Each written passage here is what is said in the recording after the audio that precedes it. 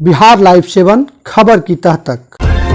नए संसद पर सियासी घमासान छिड़ा हुआ है। देश ये जानना चाहता है कि आखिर नए संसद का उद्घाटन किसे करना चाहिए, प्रधानमंत्री को या राष्ट्रपति को। इस बात को लेकर देश भर में विवाद है, मामला सुप्रीम कोर्ट तक गया हुआ है। इसी पर बात करने के लिए अभी हमारे पास मौजूद हैं आरजेडी के राष्ट्रीय प्रवक्ता, पूर्व आईपीएस अधिकारी डॉक्टर करुणासागर। सर, स्वागत है आपका बिहार लाइव 7 में। और सबसे पहला सवाल कि जिस तरीके से नए संसद पर संग्राम छिड़ा हुआ है, राजनीतिक संग्राम, इसे लेकर आपकी क्या ओपिनियन है, क्या समझते हैं, क्या मानते हैं इसमें? देखिए, ये बहुत दुर्भाग्यपूर्ण बात है कि एक नया संसद भवन बनने जा रहा है और उसके इनॉग्रेशन में ही इस तरह की कंट्रोवर्सी हो। देखिए, हमारे संविधान में जो सर्वोच्च पद प्राप्त है वो राष्ट्रपति को है। नंबर 2 पर उपराष्ट्रपति आते हैं और इन दोनों को कहीं से कोई निमंत्रण भी नहीं है, इन्हें मौका नहीं दिया जा रहा है और प्रधानमंत्री खुद इनॉग्रेट करना चाहते हैं। अब तो निमंत्रण पत्र भी बंट गए हैं। तो सारे विपक्ष ने प्रधानमंत्री को कहा कि ऐसा नहीं होना चाहिए, यह हमारी संविधान की परंपराओं के खिलाफ है। और हमारी जो राष्ट्रपति महोदया हैं वो एक महिला हैं, वो शेड्यूल्ड ट्राइब समाज से आती हैं। तो अगर ये नया संसद भवन राष्ट्रपति महोदया करती तो देश को एक बहुत बड़ा संदेश जाता कि इस समय नारी शक्ति का सम्मान हुआ, जो समाज का सबसे कमजोर वर्ग है उसका सम्मान हुआ। और अगर ये संसद भवन आधुनिक भारत का संसद भवन है तो इन दोनों को इग्नोर करके, समाज के इस तबके को इग्नोर करके किसको सेलिब्रेट करने जा रहा है।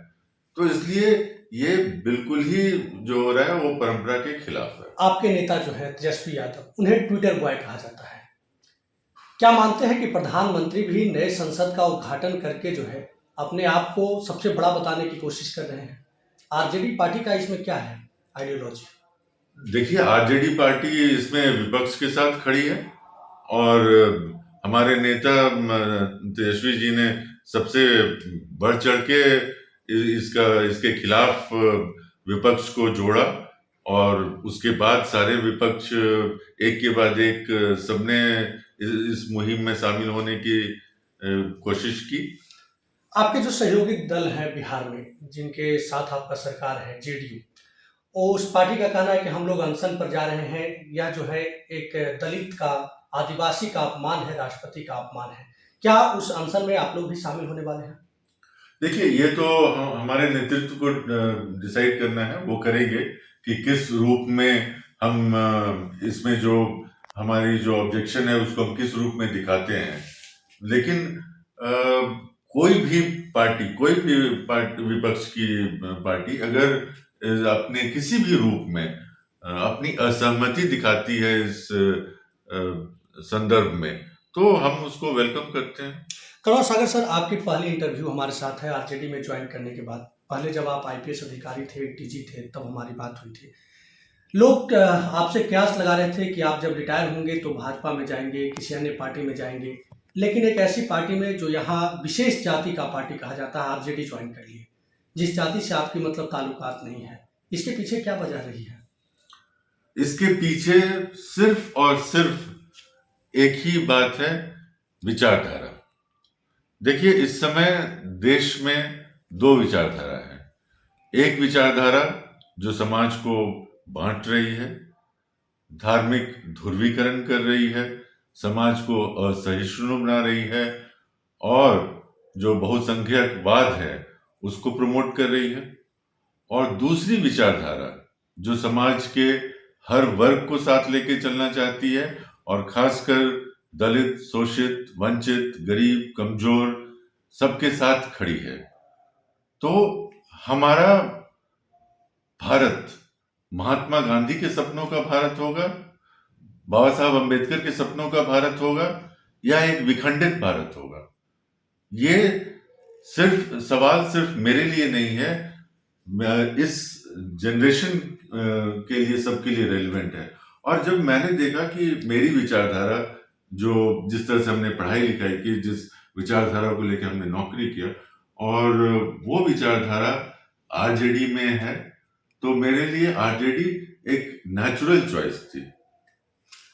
एक सवाल यह भी उठता है कि एक बिहार के डीजीपी थे गुप्तेश्वर पांडे, उन्होंने भाजपा में ज्वाइन करने की बात कही थी, बीआरएस ले लिया था चुनाव लड़ने के लिए और उसके बाद जेडीयू ज्वाइन कर लिए थे। आज वो कथावाचक बन गए हैं। आपकी रिटायरमेंट के बाद क्या यह था कि आप भाजपा ज्वाइन करेंगे, आरजेडी ज्वाइन कर लिए, कहीं ये समझौता आगे कंटिन्यू रहेगा या फिर बिखर जाएगा? जिस हिसाब से खासकर जहानाबाद के लोग आपको देख रहे हैं, जहानाबाद में जो आपकी एक्टिविटी है, लोग उम्मीद लगा रहे हैं, कहीं कोई आश्वासन है, कोई ऐसी बातचीत हुई है तेजस्वी यादव से? देखिए, हम जहानाबाद और अरवल में बहुत समय से काम कर रहे हैं और काम करते रहेंगे। इस भूमि के विकास के लिए हम कटिबद्ध हैं और मेरी कोशिश जारी रहेगी।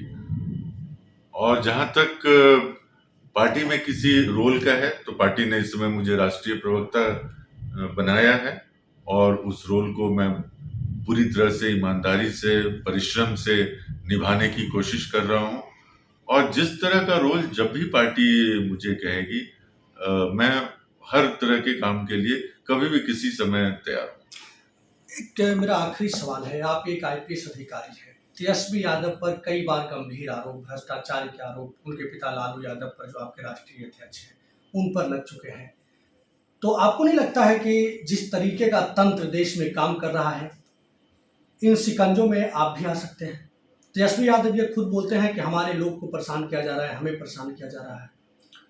देखिए, ये एक बहुत ही दुर्भाग्यपूर्ण सिचुएशन है कि इस समय जो इन्वेस्टिगेटिव एजेंसीज हैं, चाहे वो सीबीआई हो, ईडी हो, इनकम टैक्स हो, उसको जिस तरह से इस्तेमाल किया जा रहा है।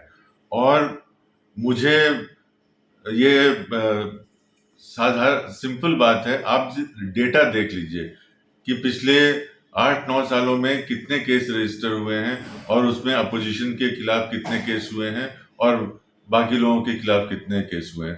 तो ईडी ने जितने केसेस रजिस्टर किए हैं, 95% केसेस अपोजिशन के खिलाफ हैं। और अपोजिशन को जिस तरह से टारगेट किया जा रहा है अपोजिशन के नेताओं को, तो इसमें कहीं जनता के दिमाग में भी कोई संशय नहीं रह गया है कि इन एजेंसियों का मिसयूज हो रहा है। चलिए, बहुत बहुत धन्यवाद सर, आप समय निकाले। तो ये हमारे साथ डॉक्टर करुणा सागर थे, आरजेडी के राष्ट्रीय प्रवक्ता हैं, पूर्व आईपीएस अधिकारी हैं।